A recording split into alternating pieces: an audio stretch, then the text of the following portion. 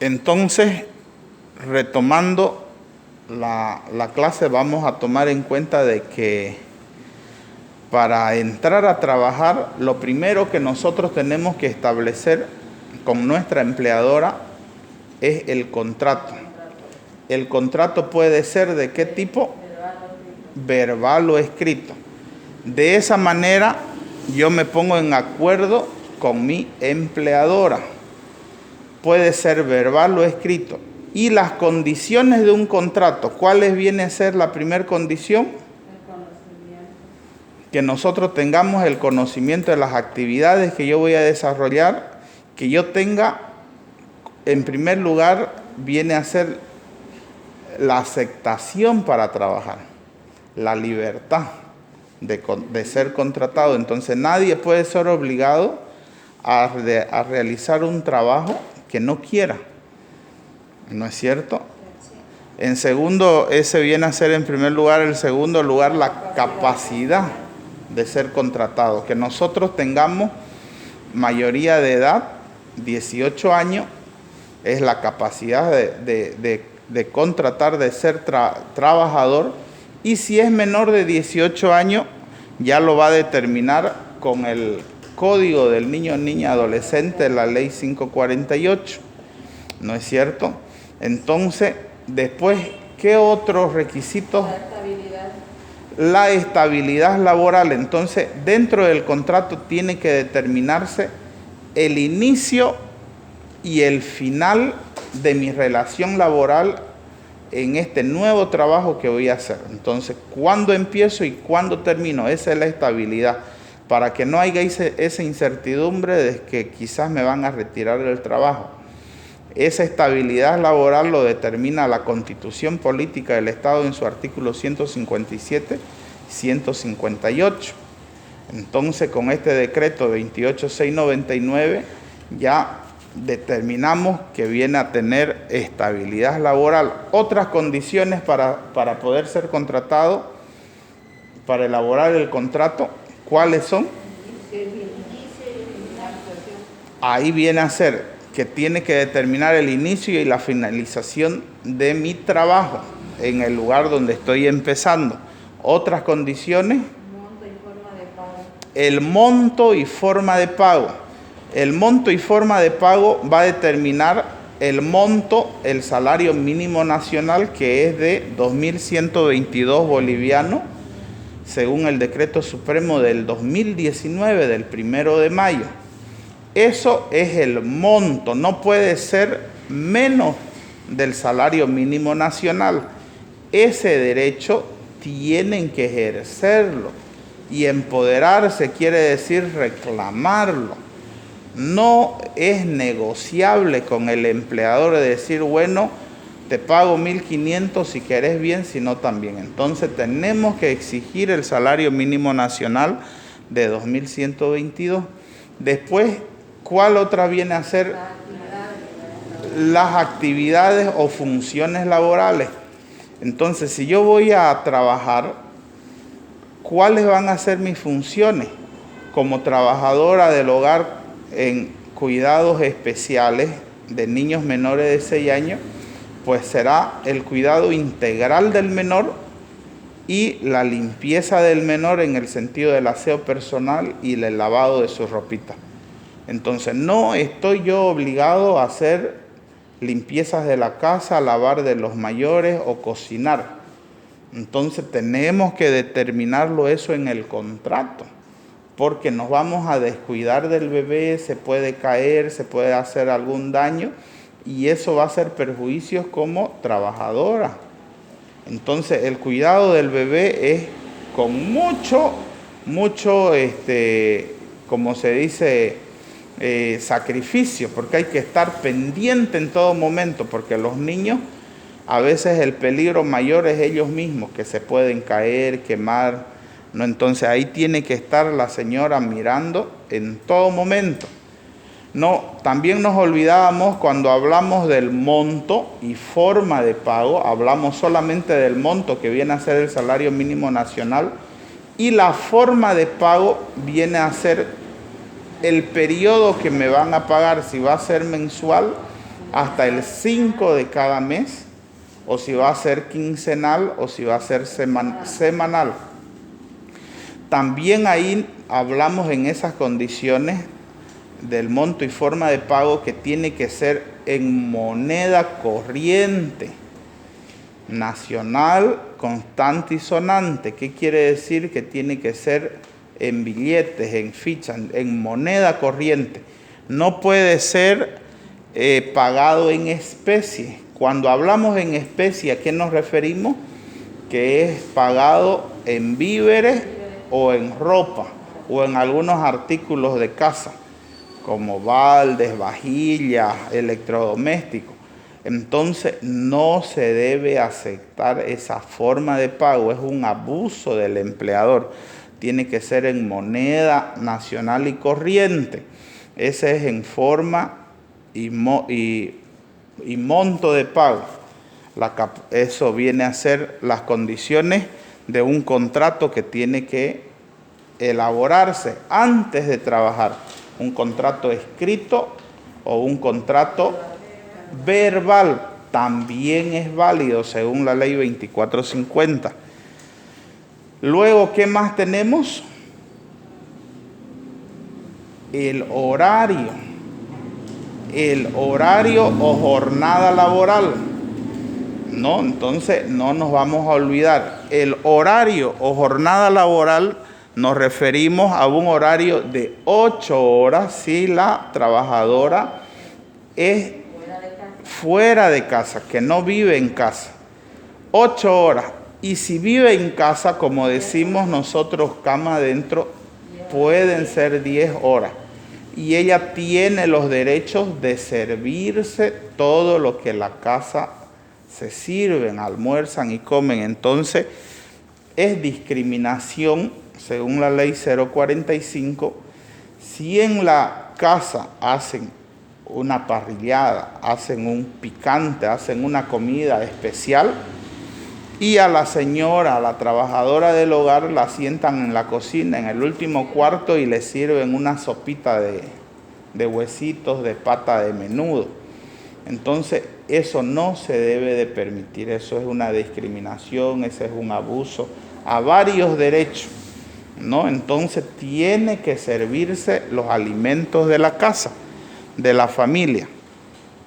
Eso viene a ser, cuando hablamos de jornadas laborales nos referimos a 8 horas fuera de casa, 10 horas cama adentro y 6 días laborables. No, entonces puede ser que esto se pongan de acuerdo con el empleador según la ley 2450 de qué día van a trabajar. Entonces ella merece un día de descanso, la señora, un día de descanso. Entonces, lo más obvio, lo más con sus garantías laborales, la señora tendría que trabajar de lunes a viernes, empezando a las 8 hasta las 2:30 y desde las 2 de las 2:30 hasta las 6 de la tarde se hacen las 8 horas, de lunes a viernes, y el sábado de 7 de la mañana hasta las 12 del mediodía. Y ahí terminaría su jornada laboral. No hay que permitir que ustedes trabajen, las señoras, desde las 7 de la mañana hasta las 7 de la noche y de lunes a lunes. Entonces necesitan un día libre para poder pasar con la familia, velar la integralidad de los hijos y todo lo demás. Entonces, eso tenemos que tomar muy en cuenta en las condiciones de un contrato y antes de empezar a trabajar en cualquier lugar. Todo esto está en la Constitución Política del Estado, en la Ley 2450, en este Decreto Supremo 28699, que nos dan las garantías, ¿no? Entonces, cuando la mujer está embarazada, tampoco no la pueden retirar del trabajo. Más bien, tiene garantía de continuar en el trabajo y tener una prenatal y una postnatal. ¿Eso qué significa? De que la prenatal la mujer tiene que descansar 45 días antes de que nazca el bebé y 45 días después de que nació el bebé. Tiene que mantener reposo para poder cuidar a ese bebé que ha nacido o a ese bebé que está por nacer. Tiene que cuidarse la señora en su estación antes de dar a luz 45 días, un descanso total, sin un trabajo. Y el empleador tiene que pagarle el sueldo íntegro, sin ningún descuento. El total, entonces, ¿cuántos serían? 3 meses que tendría la señora, que tendría el empleador, la patrona, de pagarle a la señora. Eso lo determina este decreto supremo 28699, no el decreto supremo 12, y también determina de que tienen el derecho de permanecer en el trabajo. No la pueden retirar, no la pueden votar, ni a ustedes como trabajadoras del hogar, ni a su esposo que trabaje en cualquier institución pública o privada, por el hecho de garantizar una vida digna por lo menos hasta su año del bebé. ¿Qué quiere decir? Que no lo pueden retirar del trabajo. Hay algunos patrones que los retiran del trabajo y quedan, como se dice, el trabajador botado y se acabó, y con la esposa embarazada o con el bebé recién nacido. Entonces ahí tienen que ir a la Defensoría del Pueblo a hacer una denuncia, y estos representantes de la Defensoría del Pueblo, estos servidores públicos, tienen que velar las garantías laborales y ir donde este funcionario público o este privado para que haya la reincorporación laboral. Reincorporación laboral es de que tienen que otra vez aceptarlos en el trabajo, y el tiempo que quedó afuera tienen que pagarle. No lo pueden haber votado así nomás por así. Y aparte de eso, él tiene esa garantía de trabajar en el mismo lugar de trabajo, con el mismo sueldo, salario y horario, que no lo muevan de su puesto laboral. No, esas son las garantías cuando está la mujer embarazada o cuando recién ha dado a luz. Entonces, tanto el esposo como la esposa. ¿Cuáles vienen a ser las causales cuando pierde el esposo? Cuando él ha descuidado alguna asistencia familiar, o cuando solamente tiene al hijo y sin ninguna responsabilidad con la mujer. Entonces ahí no puede llenarse la boca y decir: mi esposa recién dio a luz y no me voten, si él no cumple con la mujer. Entonces ahí las oficinas de recursos humanos, la institución, la empresa, hará un seguimiento con la trabajadora social y va pues a hacer una consulta a la mamá que recién ha dado a luz, ¿no? Entonces, ¿cómo es el padre de su hijo? ¿Le cumple? ¿No le cumple? ¿Le asiste a su hijito? ¿Viven juntos? No, ni apenas me embarazó y de ahí nunca más supe de él. Entonces, pierde el derecho el progenitor para que pueda seguir trabajando. Lo pueden nomás retirar. Esas vendrían a ser las causales. Y la señora pierde los derechos si ha cometido alguna irregularidad fuera del contrato, o peor aún, si ha cometido algún delito, ya sea robo o maltrato hacia el menor, hacia el niño. Entonces pierde los derechos, la garantía, los beneficios sociales, la trabajadora del hogar. La importancia de nosotros cumplir en el marco y apegado a las leyes, ¿no?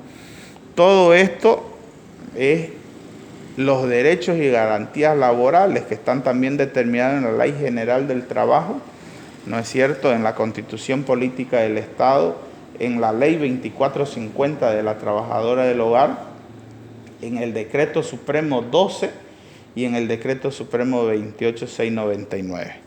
Entonces, si nosotros conocemos las leyes, nadie puede abusar de uno. Ahora ustedes tienen que promocionar todos estos conocimientos, difundir o replicar a sus amigas. Replicar quiere decir contarles, enseñarles de lo que han aprendido aquí en esta institución de Psicólogos Sin Fronteras, proyecto financiado por España. Entonces, ahí ustedes tienen que ser, como se dice, agradecidas y difundir estos derechos, estos beneficios. ¿Por qué hay tanto abuso en el sector? Porque ni las instituciones públicas fomentan estos espacios de aprendizaje en los barrios. Entonces, agradecidos a Psicólogos Sin Fronteras con estos talleres de capacitación, ¿no? Entonces, para poder anivelar a las señoras que no pudieron estar presentes en alguna de las clases. Entonces, todo esto viene a ser enmarcado en las leyes y es nuestra legislación.